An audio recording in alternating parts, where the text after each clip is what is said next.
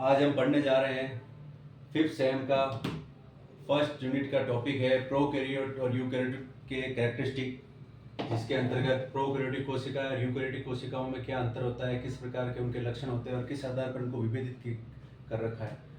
पूर्ववर्ती क्लास में आपने पढ़ा होगा कि जीवों को उनकी कोशिकीय संगठन स्तर के आधार पर दो वर्गों में विभेदित किया गया है, जिसमें उनकी कोशिकाओं के अंदर पाए जाने वाली संरचना और उनके अंदर जो पाए जाता है कोशिकांग, उस आधार पर जीवों का विभेदन मुख्य रूप से दो प्रकार की कोशिकाओं में किया गया, जिनको प्रोकैरियोट और यूकैरियोटिक कोशिकाएं कहते हैं।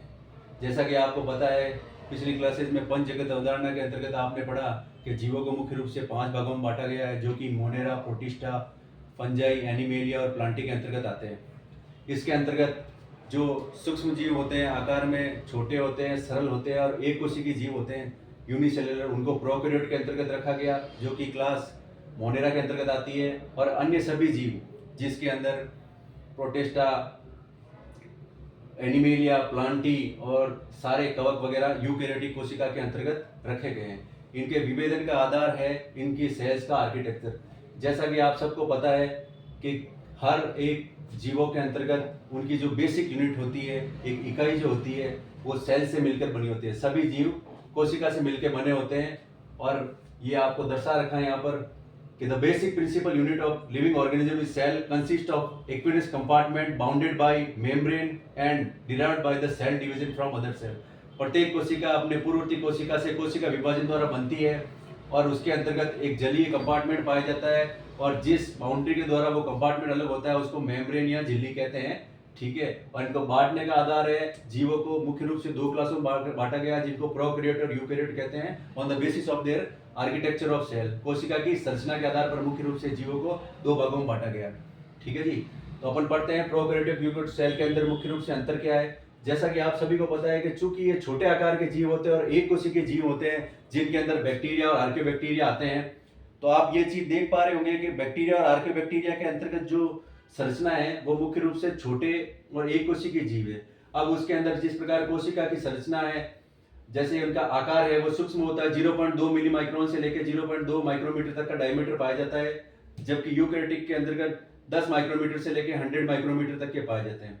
जैसा कि आप सबको जानकारी है, यूकैरियोट के अंदर एक कोशीय और बहुकोशीय दोनों प्रकार के जीव उपस्थित हो सकते हैं, डिपेंड ऑन करता है their generation of alteration of generation, जिसको मेटाजेनेसिस भी कहते हैं।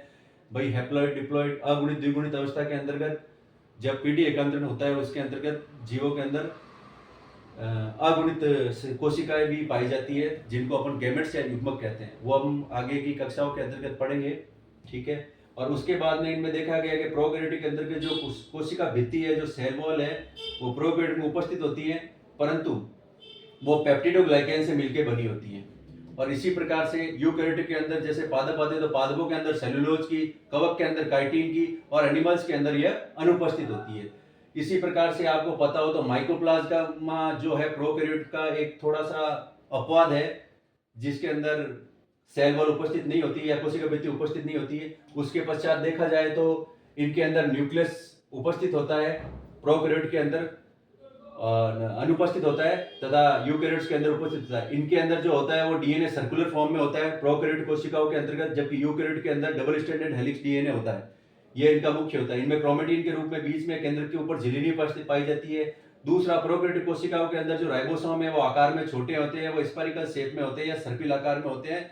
जैसे आपको पता हो तो राइबोसोम 70S और 80S दो प्रकार के होते हैं, तो 70S राइबोसोम इनके अंतर्गत पाए जाते हैं प्रोकैरियोट के अंतर्गत, जबकि यूकैरियोट के अंतर्गत आकार में थोड़े बड़े होते हैं, जो और वो रेखीय रूप में होते हैं, जो उनका शेप होता है वो लीनियर होता है। इसके अंदर जो कोशिका के अंदर पाए जाते हैं यूकैरियोट में, उसमें 70S प्रकार के राइबोसोम तथा जो साइटोसोल में उपस्थित होते हैं उसमें 80S प्रकार के राइबोसोम पाए जाते हैं। दूसरा, इनके जो डीएनए का अरेंजमेंट है जिसमें क्रोमोसोम वगैरह होंगे, तो प्रोकैरियोटिक कोशिकाओं के अंदर केंद्रीय सर्कुलर डीएनए पाया जाता है, जबकि यूकैरियोटिक कोशिकाओं के अंदर लीनियर डीएनए पाया जाता है, तथा साथ ही साथ इनमें हिस्टोन प्रोटीन प्रेजेंट होता है डीएनए के ऊपर as compare to prokaryotic cell. इसका अर्थ हुआ कि प्रोकैरियोटिक सेल के अंदर हिस्टोन प्रोटीन उपस्थित नहीं होता है। यह मुख्य रूप से इनका अंतर इनके डीएनए के अंदर होता है। जैसे न्यूक्लियस के अंदर बताया आपने झिल्ली नहीं होती है, इसके अंदर उपस्थित होता है, क्योंकि इनमें झिल्ली के अलावा सीधा ही खुला ही क्रोमोसोम और डीएनए उपस्थित होता है, जिनको अपन सर्कुलर डीएनए कहते हैं, जो बैक्टीरिया वगैरह में, प्लाज्मिड वगैरह में पाया जाता है, वो इसका उदाहरण है।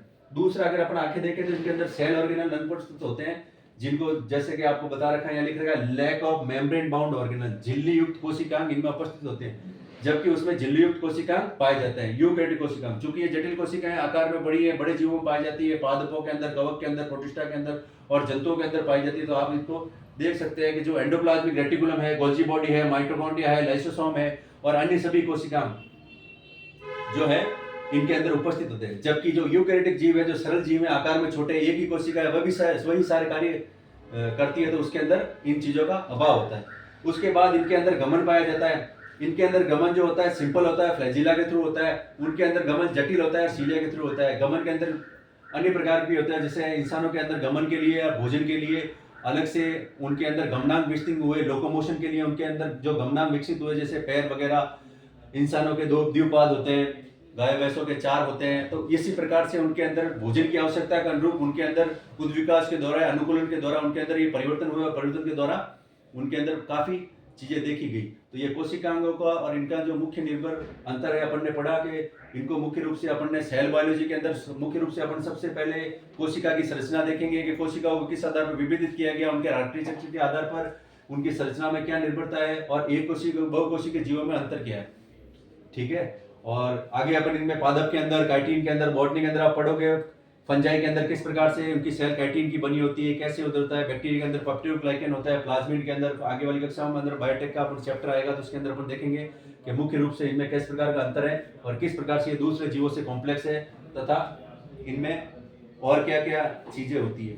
तो इनके अंदर ट्रू मेम्ब्रेन बाउंड न्यूक्लियस अनुपस्थित होता है प्रोकैरियोट के अंदर, और इनके डीएनए के अंदर हिस्टोन प्रोटीन नहीं होता है। इनके अंदर क्रोमोसोम कम मात्रा में पाए जाते हैं तथा समसूत्री तथा अर्धसूत्री विभाजन नहीं पाया जाता है। इनके अंदर जो आनुवंशिक पुनर्संयोजन है वो लगभग सीधे रूप में होता है, यूनिडायरेक्शनल होता है, जो जबकि सेंट्रल डोग्मा सिद्धांत के अनुसार यूकैरियोटिक जीवों में दोनों प्रकार से हो सकता है। इसके अलावा इनके अंदर राइबोसोम 70S हो गए, मेम्ब्रेन बाउंड ऑर्गेनल अनुपस्थित होते हैं तथा सेल वॉल का अपन ने पढ़ दिया। बैक्टीरिया का, यू बैक्टीरिया के अंदर पेप्टिडोग्लाइकन की बनी सेल वॉल पाई जाती है, जबकि इसके अंदर माइक्रोप्लाज्मा अपवाद है जिसके अंदर अनुपस्थित होती है।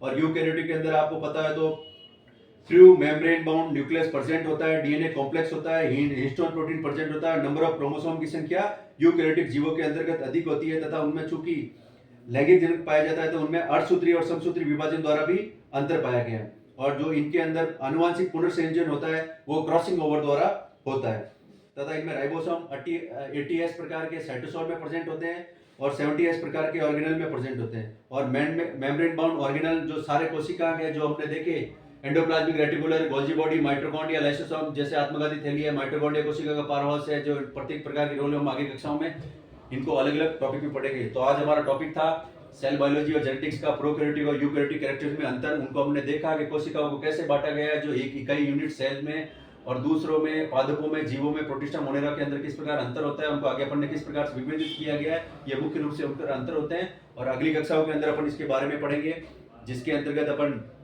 प्लाज्मा भित्ति कैसे कार्य करती है, सेल मेम्ब्रेन किस प्रकार का होता है। सेल मेम्ब्रेन में आगे अपन फ्लूइड मोज़ेक मॉडल पढ़ेंगे, that was proposed by Singer and Nicolson by 1972। उसके अंदर फ्लूइड मोज़ेक मॉडल क्यों बोला जाता है कि उसके अंदर टाइल्स के रूप में या एक द्रव्य के रूप में, अर्धद्रव के रूप में भी उपस्थित होती है झिल्ली, जिसको क्रॉसी मेम्ब्रेन भी बोलते हैं या अर्धद्रव भी बोलते हैं। और इसके पश्चात अपन देखेंगे कि इनके अंदर जो लिपिड की बाइलेयर है पेप्टिडोग्लाइकन से, उनसे अणुओं का आदान प्रदान कैसे होता है, चाहे वो ऑक्सीजन का हो, चाहे CO2 का हो, गैसों का विनिमय हो, आयन का एक्सचेंज हो, सोडियम पोटेशियम पंप हो, और दूसरे बड़े आयनों का, प्रोटीन और अणुओं का विनिमय कैसे होता है। उनके लिए अगर ऊर्जा की आवश्यकता है नहीं है, अगर ऊर्जा एटीपी के रूप में अगर खर्च होगी तो उसके अंदर अपन एक्टिव ट्रांसपोर्ट पढ़ेंगे।